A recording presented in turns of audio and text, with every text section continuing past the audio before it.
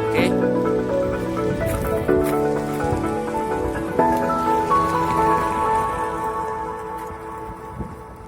Nah, ini dia guys, tangga daruratnya guys. Aduh, ini ke samping. Ini masih belum selesai sebenarnya bangunannya.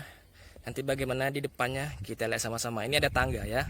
Ini tangga ini mungkin ada keadaan darurat. Ya lumayan lah bisa langsung lewat sini ya. Jadi kita lihat di depannya. Walaupun masih dalam proses guys. Di mana kalian tahu kemana di mana? Tada! Ini dia Utu ya.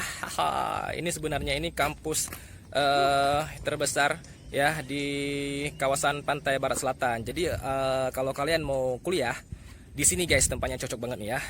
Jadi kalau kalian nggak mau ke provinsi Nanggro Aceh Darussalam misalnya ke Banda Aceh, jadi di sini tempatnya guys. Di sini ada fasilitasnya keren ya.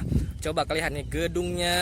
Aduh, ada beberapa gedung nih guys. Tapi ini masih dalam pembangunan ya. Ya masih dibangun. Oke guys.